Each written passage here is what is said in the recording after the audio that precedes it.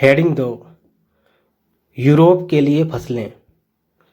अंग्रेजों ने यह भी महसूस किया कि ग्रामीण इलाके न केवल राजस्व प्रदान कर सकते हैं बल्कि वहाँ यूरोप की ज़रूरतों के हिसाब से सही फसलें भी पैदा की जा सकती हैं। 18वीं सदी के आखिर तक कंपनी ने अफीम और नील की खेती पर पूरा जोर लगा दिया था। इसके बाद लगभग 150 साल तक अंग्रेज देश के विभिन्न भागों में किसी न किसी फसल के लिए किसानों को मजबूर करते रहे। बंगाल में पटसन, असम में चाय, संयुक्त प्रांत मतलब वर्तमान उत्तर प्रदेश में गन्ना, पंजाब में गेहूं, महाराष्ट्र व पंजाब में कपास, मद्रास में चावल। यह कैसे किया गया? अंग्रेजों ने अपनी ज़रूरत की फसलों की खेती को फैलाने के लिए कई तरीके अपनाए। आइए इसी तरह की एक फसल उत्पादन की ऐसी ही एक पद्धति को अच्छी तरह समझें। क्या रंग का भी कोई इतिहास है? चित्र 5 और 6 में सूती कपड़े के छापों की 2 तस्वीरें दी गई हैं। बाईं तरफ अर्थात चित्र 5 की तस्वीर में भारत में आंध्र प्रदेश के बुनकरों द्वारा बनाए गए कलमकारी छापे दिखाई दे रहे हैं। दूसरी तरफ ब्रिटेन के प्रसिद्ध कवि और कलाकार विलियम मॉरिस द्वारा बनाए गए फूल वाले छापे हैं। दोनों छापों में एक बात समान है, दोनों में ही गहरे नीले रंग का इस्तेमाल किया गया है। इसे आमतौर पर नील कहा जाता है। क्या आप जानते हैं कि यह रंग किस तरह पैदा किया गया? इन छापों में आपको जो नीला रंग दिखाई दे रहा है वह नील नाम के एक पौधे से निकाला जाता था। इस बात की काफ़ी संभावना है कि 19वीं सदी के ब्रिटेन में मॉरिस के छापों में इस्तेमाल किया गया नीला रंग भारत में उगने वाले नील के पौधों से ही तैयार किया गया होगा। उस समय भारत दुनिया में नील का सबसे बड़ा स्रोत था। चित्र 5 में एक रंग बिरंगा फूल बना हुआ एक सूती कपड़ा है। यह कलमकारी छापा, जो भी एक तरीका होगा, कलमकारी छापा कहा जाता होगा, उस तरीके से बनाया गया है 20वीं सदी में। चित्र 6 में मॉरिस कॉटन छापा, 19वीं सदी का उत्तरार्ध, इंग्लैंड। दूसरा जो है इंग्लैंड का बना हुआ है और दोनों में नीले रंग का जो प्रयोग किया गया है वो नील है। भारतीय नील की मांग क्यों थी? नील का पौधा मुख्य रूप से उष्णकटिबंधीय इलाकों में ही उगता है। 13वीं सदी तक इटली, फ्रांस और ब्रिटेन के कपड़ा उत्पादक कपड़ों की रंगाई के लिए भारतीय नील का इस्तेमाल कर रहे थे। उस समय भारतीय नील की बहुत थोड़ी मात्रा ही यूरोपीय बाज़ारों में पहुंचती थी। उसकी कीमत भी बहुत ऊंची रहती थी।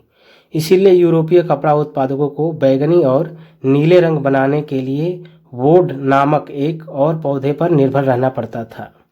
वोड पौधा शीतोष्ण क्षेत्र में उगता था, इसलिए यूरोप में आसानी से मिल जाता था। उत्तरी इटली, दक्षिणी फ्रांस व जर्मनी और ब्रिटेन के कई हिस्सों में यह पौधा उगता था। नील के साथ प्रतिस्पर्धा से परेशान यूरोप के वोड उत्पादकों ने अपनी सरकारों पर दबाव डाला कि वे नील के आयात पर पाबंदी लगा दें, मगर कपड़े को रंगने वाले तो नील को ही पसंद करते थे। नील से बहुत चमकदार नीला रंग मिलता था, जबकि वोड से मिलने वाला रंग बेजान और फीका होता था। 17वीं सदी तक आते आते यूरोपीय कपड़ा उत्पादकों ने नील के आयात पर लगी पाबंदी में ढील देने के लिए अपनी सरकारों को राजी कर लिया। कैरेबियाई द्वीप समूह स्थित सेंट डोमिंगो में फ्रांसीसी, ब्राज़ील में पुर्तगाली, जमैका में ब्रिटिश और वेनेजुएला में स्पेनिश लोग नील की खेती करने लगे। उत्तरी अमेरिका के भी बहुत सारे भागों में नील के बागान सामने आ गए थे। बागान का मतलब एक विशाल खेत जिस पर बागान मालिक बहुत सारे लोगों से जबरन काम करवाता था। कॉफ़ी, गन्ना, तंबाकू, चाय और कपास आदि के विषय में बागानों का जिक्र किया जाता है। 18वीं शताब्दी के आखिर तक भारतीय नील की मांग और बढ़ गई। ब्रिटेन में औद्योगिकीकरण का युग शुरू हो चुका था और उसके कपास उत्पादन में भारी इजाफा हुआ। अब कपड़ों की रंगाई की मांग और तेज़ी से बढ़ने लगी। जब नील की मांग बढ़ी, उसी दौरान वेस्ट इंडीज और अमेरिका से मिलने वाली आपूर्ति अनेक कारणों से बंद हो गई। 1783 से ले 1789 के बीच दुनिया का नील उत्पादन आधा रह गया था। ब्रिटेन के अंग्रेज अब नील की आपूर्ति के लिए बेचैनी से किसी और स्रोत की तलाश कर रहे थे। यह नील कहाँ से मिल सकता था? हेडलाइन है, भारत में ब्रिटेन की बढ़ती दिलचस्पी। यूरोप में नील की बढ़ती मांग को देखते हुए ईस्ट इंडिया कंपनी भी भारत में नील की खेती बढ़ाने के रास्ते ढूंढने लगी। 18वीं सदी के आखिरी दशकों से ही बंगाल में नील की खेती तेजी से फैलने लगी थी। बंगाल में पैदा होने वाला नील दुनिया के बाजारों पर छा गया था। 1788 में ब्रिटेन द्वारा आयात किए गए नील में भारतीय नील का हिस्सा केवल लगभग 30% था। 1810 में ब्रिटेन द्वारा आयात किए गए नील में भारतीय नील का हिस्सा 95% हो चुका था। जैसे जैसे नील का व्यापार फैला, कंपनी के अफसर और व्यावसायिक एजेंट नील के उत्पादन में पैसा लगाने लगे। समय बीतने के साथ कंपनी के बहुत सारे अधिकारियों ने नील के अपने कारोबार पर ध्यान देने के लिए अपनी नौकरियां छोड़ दी। भारी मुनाफे की उम्मीद में स्कॉटलैंड और इंग्लैंड के बहुत सारे लोग भारत आए और उन्होंने नील के बागान लगा लिए। जिनके पास नील की पैदावार के लिए पैसा नहीं था, उन्हें कंपनी और नए नए बैंक कर्जा देने को तैयार रहते थे। चित्र 7, सेंट डोमिंगो में गुलामों की बगावत। अगस्त 1791, जनवरी स्कुहदोल्स्की का चित्र।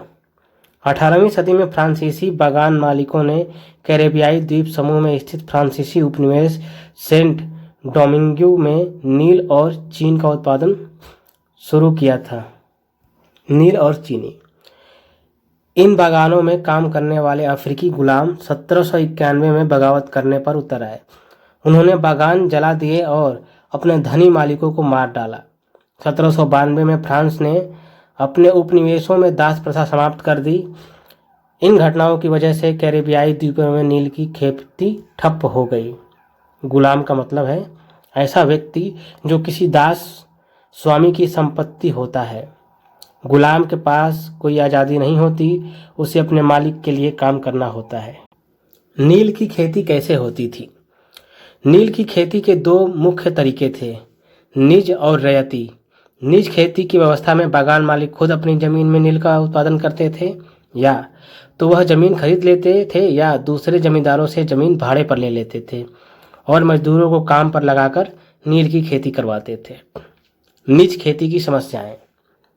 बागान मालिकों को निज खेती का क्षेत्रफल फैलाने में मुश्किल आ रही थी।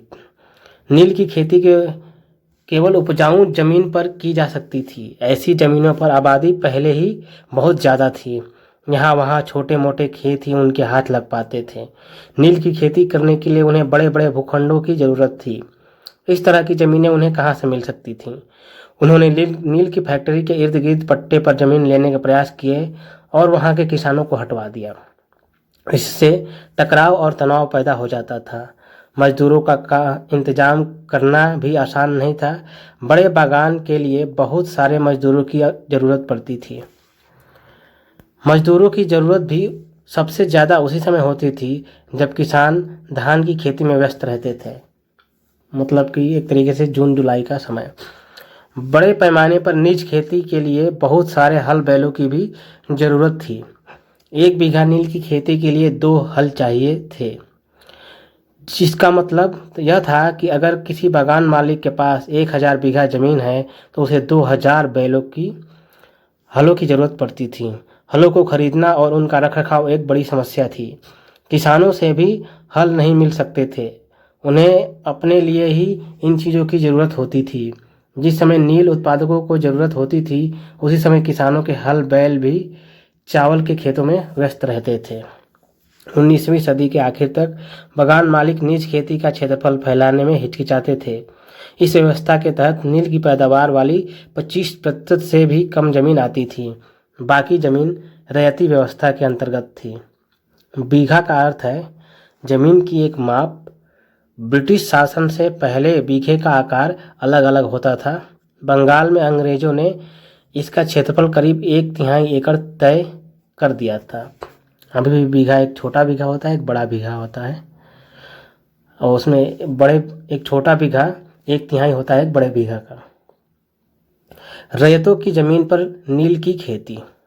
हेडलाइन है, रैयती व्यवस्था के तहत बागान मालिक रैयतों के साथ एक अनुबंध सट्टा करते थे।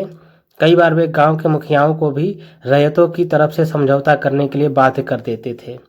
जो अनुबंध पर दस्तखत कर देते थे उन्हें नील उगाने के लिए कम ब्याज दर पर बागान मालिकों से नगद कर्जा मिल जाता था। कर्जा लेने वाले रैयत को अपनी कम से कम 25% जमीन पर नील की खेती करनी होती थी। बागान मालिक बीज और उपकरण मुहैया कराते थे, जबकि मिट्टी को तैयार करने, बीज बोने और फसल की देखभाल करने का जिम्मा काश्तकारों के ऊपर रहता था। जब कटाई के बाद फसल बागान मालिक को सौंप दी जाती थी तो रैयत को नया कर्जा मिल जाता था और वही चक्र दोबारा शुरू हो जाता था। जो किसान पहले इन कर्जों से बहुत आकर्षित थे, उन्हें जल्दी ही समझ आ गया कि यह व्यवस्था कितनी कठोर है।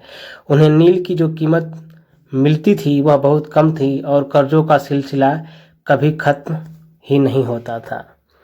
समस्याएं और भी थीं। बागान मालिक चाहते थे कि किसान अपने सबसे बढ़िया खेतों में ही नील की खेती करें, लेकिन नील के साथ परेशानी यह थी कि उसकी जड़ें बहुत गहरी होती थीं और वह मिट्टी की सारी ताकत खींच लेती थीं। नील की कटाई के बाद वहां धान की खेती नहीं की जा सकती थी। चित्र 8। 19वीं सदी की शुरुआत में बंगाल के मजदूर नील की खेती करते हुए। भारत में नील के पौधों की कटाई अधिकांशतः पुरुष ही करते थे। चित्र 9। खेतों से फैक्ट्री में लाए जा रहे नील के पौधों के गट्ठर। नील का उत्पादन कैसे होता था? चित्र 10। नील के खेतों के पास स्थित नील का एक कारखाना। विलियम सिम्पसन का चित्र 1863। बीटर वाट, किण्वन हौद। नील गांव आमतौर पर बागान मालिकों की फैक्ट्रियों के आसपास ही होते थे। कटाई के बाद नील के पौधों को कारखाने में स्थित वैटस अर्थात हौद में पहुंचा दिया जाता था। रंग बनाने के लिए 3 या 4 कुंडों की जरूरत पड़ती थी। प्रत्येक हौद का अलग काम था। नील के पौधों से पत्तियों को तोड़कर पहले एक कुंड में गर्म पानी में कई घंटों तक डुबाया जाता था। इस हौद को किण्वन या स्टीपर कुंड कहा जाता था। जब पौधे किण्वित हो जाते थे तो द्रव्य में बुलबुले उठने लगते थे।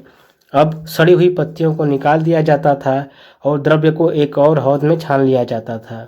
दूसरा हौद पहले हौद के ठीक नीचे होता था। दूसरे हौद अर्थात बीटर वाट में इस घोल को लगातार हिलाया जाता था और पैडलों से खंगाला जाता था। जब यह द्रव्य हरा और उसके बाद नीला हो जाता था तो हौद में चूने का पानी डाला जाता था। धीरे धीरे नील की पपड़ियाँ नीचे जम जाती थी और ऊपर साफ द्रव्य निकल आता था। द्रव्य को छानकर अलग कर लिया जाता था और नीचे जमी नील की गाद, नील की लुगदी को दूसरे कुंड मतलब निथारण कुंड में डाल दिया जाता था। निथारना मतलब उसे सुखाने के लिए, पानी निकलने के लिए। इसके बाद उसे निचोड़कर बिक्री के लिए सुखा दिया जाता था। वाट एक किण्वन अथवा संग्रहण पात्र होता है। चित्र 11। नील के पौधों को हौद तक औरतें ही ढोकर लाती थीं। चित्र 12। हौद में घोल हिलाने वाला। यहाँ खड़ा मजदूर हौद में पड़े घोल को हिलाने के लिए इस्तेमाल होने वाला पैडल लिए खड़ा है। इन मजदूरों को 8 घंटे से भी ज़्यादा समय तक कमर तक भरे नील के घोल में खड़े रहना पड़ता था। चित्र 13। बिक्री के लिए नील तैयार है। यहाँ आप उत्पादन की आखिरी अवस्था को देख सकते हैं।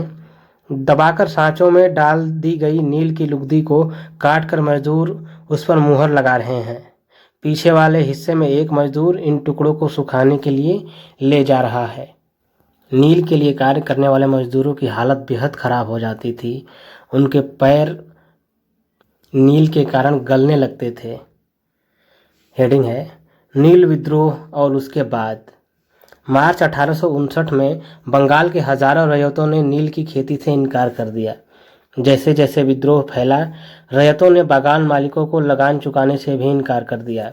वे तलवारें, भाले और तीर कमान लेकर नील की फैक्ट्रियों पर हमला करने लगे। औरतें अपने बर्तन लेकर लड़ाई में कूद पड़ीं। बागान मालिकों के लिए काम करने वालों का सामाजिक बहिष्कार कर दिया गया। बागान मालिकों की तरफ से लगान वसूली के लिए आने वाले गुमास्ता एजेंटों की पिटाई की गई। रैयतों ने कसम खा ली कि न तो वे नील की खेती के लिए कर्जा लेंगे और न ही बागान मालिकों के लठियालों लाठीधारी गुंडों से डरेंगे। नील के किसान चुप बैठने को तैयार नहीं थे। क्यों? उन्हें बगावत की ताकत कहाँ से मिली? इसमें कोई शक नहीं कि नील की खेती अत्यंत दमनात्मक थी, लेकिन जो लोग दबे होते हैं वे हमेशा बगावत नहीं करते। ऐसा कभी कभी ही होता है, और ये तभी होता है जब अति हो जाती है। अब एक तो वही होता है कि करो या मरो की स्थिति होती है। 1859 में नील रैयतों को लगा कि बागान मालिकों के खिलाफ बगावत में उन्हें स्थानीय जमींदारों और मुखियाओं का भी समर्थन मिल सकता है। बहुत सारे गांवों में जिन मुखियाओं से नील के अनुबंधों पर जबरन दस्तखत कराए गए थे, उन्होंने ही नील किसानों को इकट्ठा किया और लठियालों के साथ आमने सामने की लड़ाई लड़ी।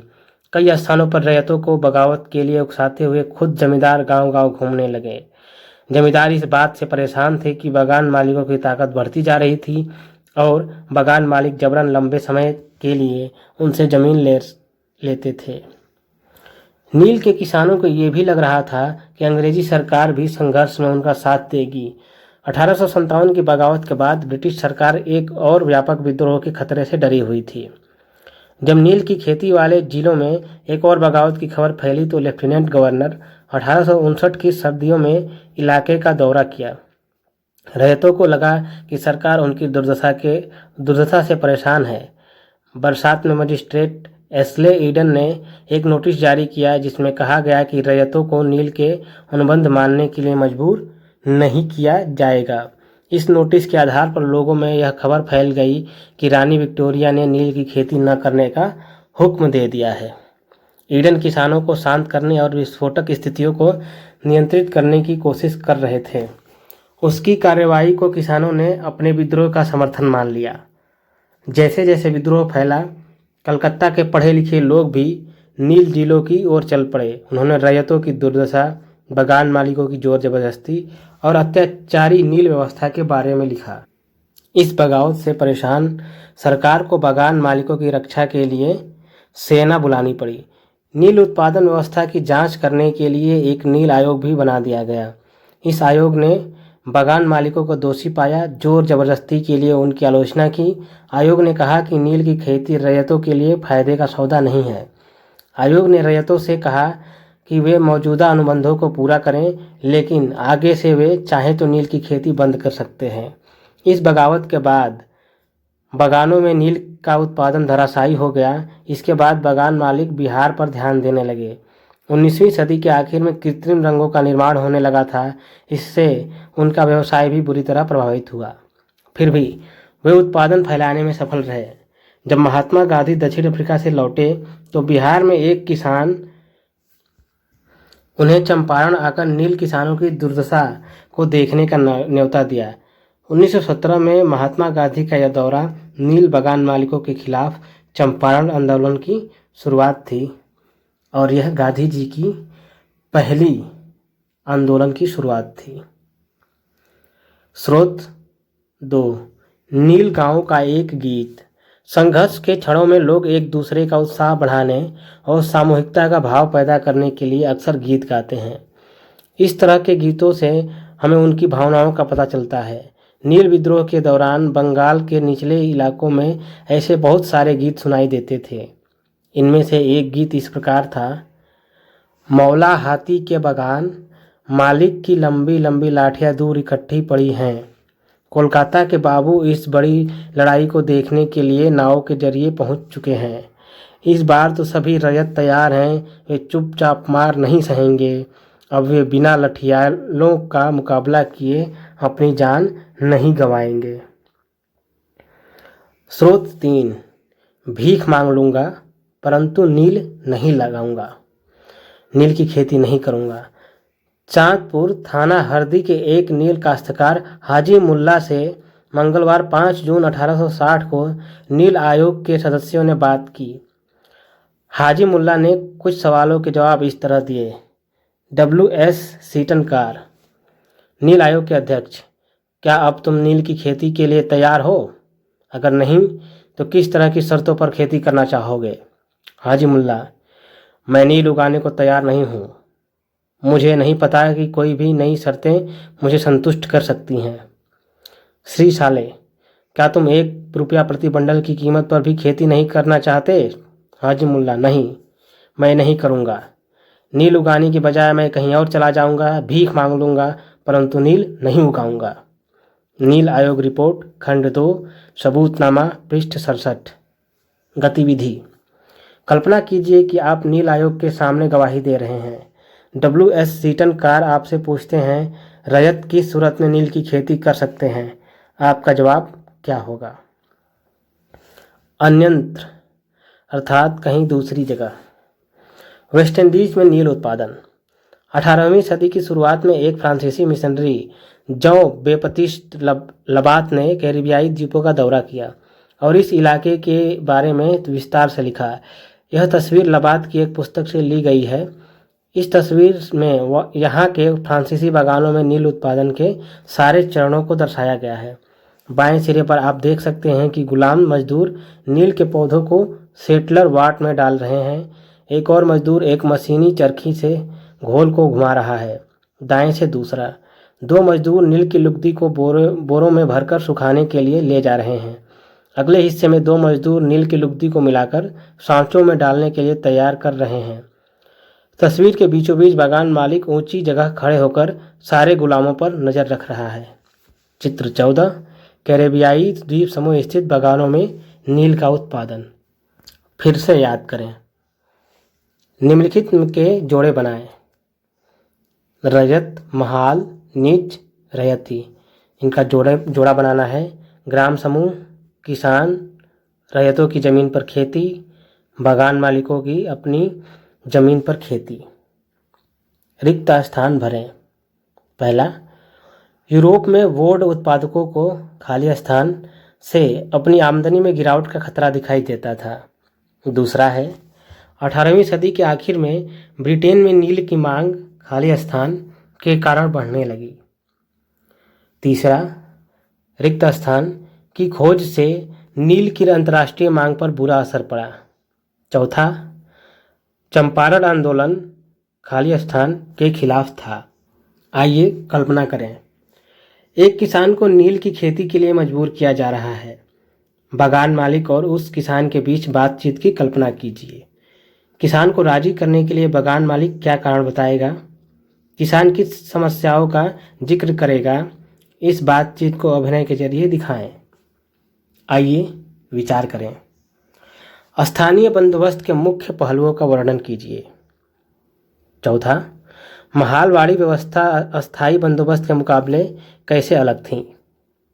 पांचवा, राजस्व निर्धारण की नई मुद्रा व्यवस्था के कारण पैदा हुई 2 समस्याएं बताइए। छठा प्रश्न, रजत नील की खेती से क्यों कतरा रहे थे? सातवां प्रश्न, किन परिस्थितियों में बंगाल में नील का उत्पादन धराशायी हो गया? आइए करके देखें। चंपारण आंदोलन और उसमें महात्मा गांधी की भूमिका के बारे में और जानकारियाँ इकट्ठा करें। 9वां और आखिरी प्रश्न है, भारत के शुरुआती चाय या कॉफ़ी बागानों का इतिहास देखें। ध्यान दें कि इन बागानों में काम करने वाले मजदूरों और नील के बागानों में काम करने वाले मजदूरों के जीवन में क्या समानताएं या फर्क थे। इसके साथ यह अध्याय समाप्त होता है। आपके सुझाव का आमंत्रण है और आपको कोई बदलाव चाहिए तो वो भी लिखें। मिलते हैं आपसे नए अध्याय में। धन्यवाद।